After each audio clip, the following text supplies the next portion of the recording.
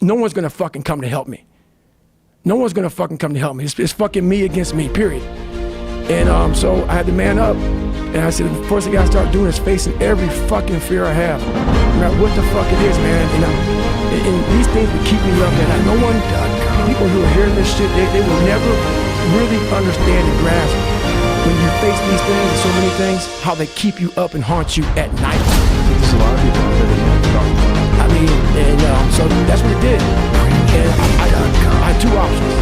To either be that 200-pound guy who sprays for cockroaches and made $1,000 a month, and at 24 years old, knowing, 50 fucking years old, I can reflect on this and think about what guy I never became, or I can totally just sack it up and fail and try to succeed.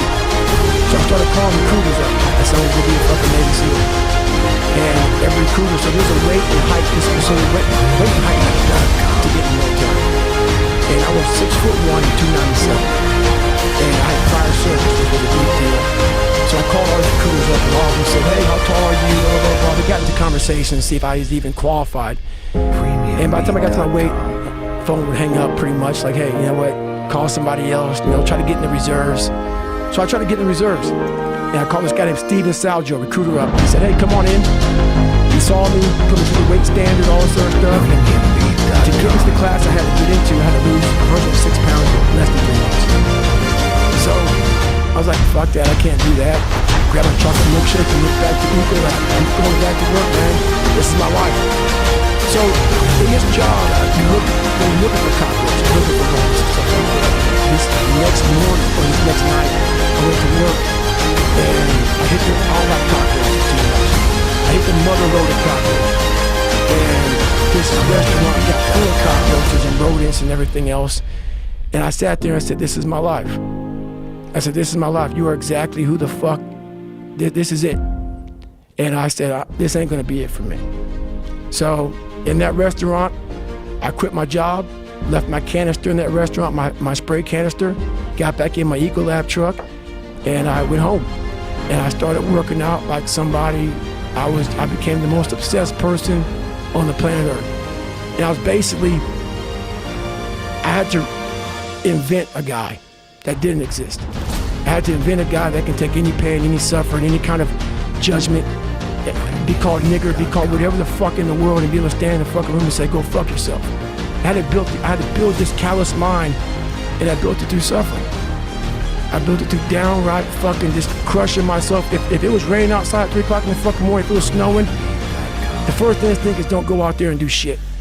My instinct was, we gotta fucking go out there. Anything that was fucking horrible in my life that I would normally say no, that was inhumane to most people, I had to go do it. And I started callousing my mind at this point in my life. And I lost the weight.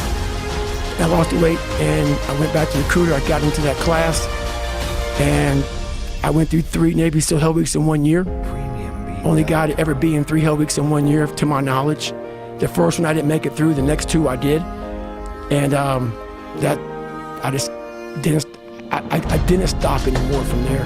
And I started realizing through this process that the fucking mind is what you created. And I started opening different doors that I didn't think were even there, that I didn't think even existed. And the more doors I opened up, the more I started realizing that my potential is damn near endless. And it changed my whole mindset. So I went from David Goggins and I created Goggins. And that journey is a priceless journey that is hard for me to even explain to people because it sounds so quick and easy. Like I just lost this weight and I went through 3 Hell Weeks, I went to Ranger School, I went to Delta Force Selection, whatever it is. It was brutal. It's a brutal journey every fucking day. And everybody goes, well, are you happy? If anybody knows my life story, and I'll try to give you just a snippet of it, where I'm at today is in front of Joe Rogan telling you my life. To get through where I became, to get through where I'm at now, there's nothing but pride I have for myself that I can't really show people. Because I have this face that they see like, are you happy? What's wrong with you? I'm driven, I'm obsessed. And that's what you see. That's it. People need to hear this story. This is an exciting story for people because there's a lot of people out there that feel trapped and they feel stuck and they feel like they can't do anything. This is who they are. You're a guy who felt that exact same way, but figured out how to not be that person and be a person that you would admire. What were the first steps? Like, you had some slips before, right? Because you quit because of the water thing. Right. But then when you went back the second time, you decided you're gonna lose all that weight, you quit that job. Was it just straightforward from there, or were there some days where you just failed and then you picked it back up again? So my first run, when I decided to lose the weight, I was, like I said, 297. I was about 32% body fat. And my idea was to run 4 miles for my first run. I didn't know how bad it was gonna fucking hurt me. I used to run before I was fat, and I was like, fuck it, I can do this. I ran a 1/4 mile and walked home. I walked home and sat on my couch and cried. I went to my mom's house, who was about maybe 20 minutes down the road, and cried and get in her couch, saying, man, I can't fucking do this shit. I don't know what I'm gonna do. I just got somebody pregnant. My life was just fucked. I was making $1,000 a month. My rent was $810 a month, and my mind just kept fucking with me. And kept fucking, you're not good enough, man. This isn't for you, man. These guys are the baddest motherfuckers on the planet Earth. You're not that. And what it was, and it's kind of funny, I was obsessed with Rocky. Rocky 1 in particular. And when I was a kid, I'd come home every day and I'd watch this fucking show, Rocky.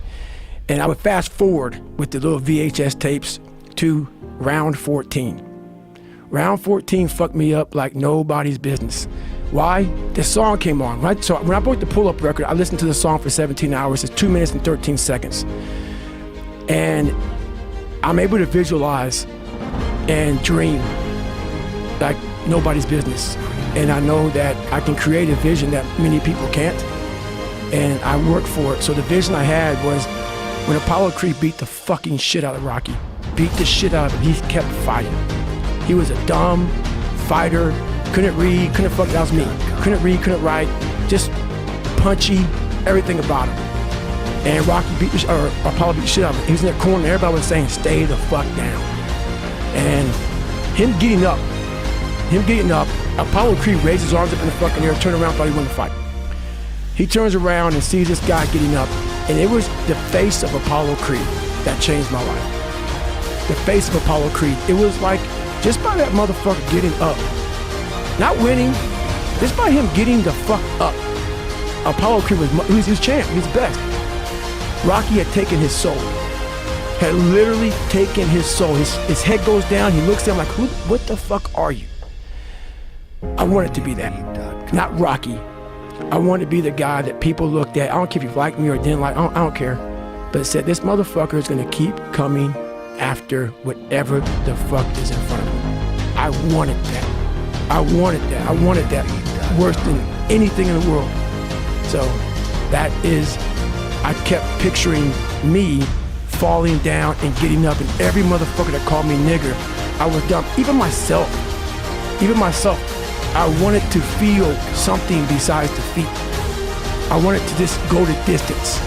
And that going the distance pushed me to a point of where now I go way past the distance. So you go the first day, you run a 1/4 mile and then you walk back home. Right. You're upset. How do you move forward? So basically what I did was I came home and I had a chocolate milkshake. I sat down and I gave up. I said, this ain't gonna fucking happen, man. I could lose 106 pounds and I can't even go a 1/4 fucking mile. I started being able to take negative shit and be happy. And this whole, I say what if a lot, it sounds corny and it sounds weak, but it's true. One of the recruiters said there's not many black Navy SEALs. Matter of fact, I was the 36th African American SEAL in history. It's in over 70 years. Because the fucking water, you know. Right. I mean, people get mad at me. It's fucking true. Just get over it. And so I was like, man, what story would it be if my fucking fat, dumb, lying to be friends with people, insecure ass can overcome this shit? And that what if mentality, like that dreamer mentality, just would always fuel me. It would just fuel me, man. What if I can be a SEAL, man? What if I can go from running a 1/4 fucking mile, now I run 205 miles. What if I can go